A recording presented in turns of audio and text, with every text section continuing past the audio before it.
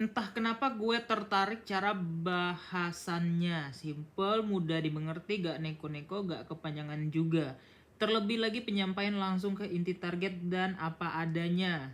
Gue akan ikutin terus nih channel. Thanks bro. Ya, you're welcome ya. Tadi kita udah buat plan BTC akan retest antara 865 sama 858 yaitu maksimal. Kenapa? Karena itu adalah Fibo 0,5.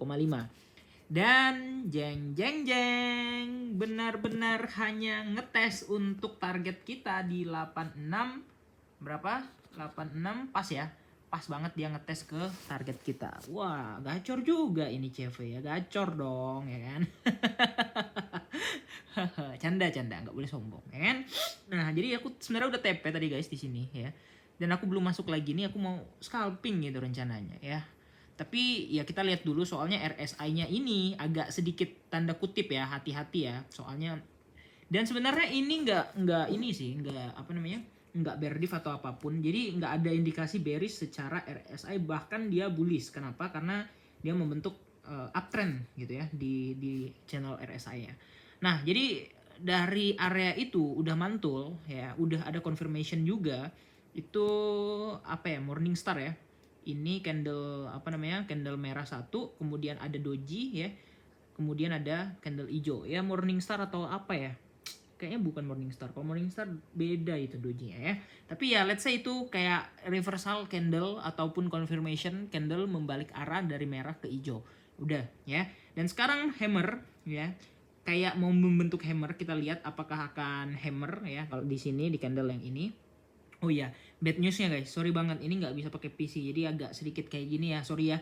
Besok lah wifi-nya dipasang, pokoknya janji orangnya itu besok guys. Jadi bener-bener kita nih terbatas banget nih, nggak ada wifi ini kayak orang bego ini tethering ya. Nah jadi tapi tanpa menutup sekelimut kemungkinan sedikit pun ya. Ntar ini apa ya? Kita push dulu nih. Nah untuk itu ya kita bisa bukan nge-call sih, kita bisa predict ya, atau kita bisa open target. Ini open target ini tanda kutip ya, jadi harus kalian tahu bisa sampai bisa nggak sampai. Kenapa? Karena ini kan spekulatif sifatnya, bukan sesuatu yang wah ini pasti retest ke sini, ini akan mantul di sini ya. Bukan. Kalau tadi aku yakin akan mantul di sini ada alasan. Yang pertama adalah Fibo 0,5 dan kemudian di situ ada Fibo kecilnya aku ukur tadi ya, makanya dia pas mantul di situ ya.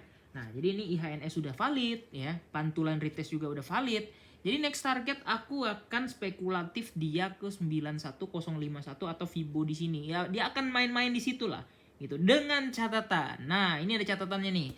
Dengan catatan dia berhasil ngebreak area 887. Kalau ke break 887 udah pasti cepat atau lambat akan ke 91.000. Nah, kalian bisa lihat nih area 91.000 cukup brutal ya, rejection ya. Ini yang pertama di situ, and then yang kedua ini di sini. Oke, pas ya. Nah, jadi di situ adalah areanya. Oke. Nah, sekarang BTC masih strong bullish ya. Jadi kita akan sedikit spekulatif ya. Jadi kita nih spekulatif ya guys ya. Target open target kita spekulatif ke 91.000 ya. Jadi area yang ini akan menjadi area yang terbaik lah untuk target kenaikan. Paling rasional maksudnya ya.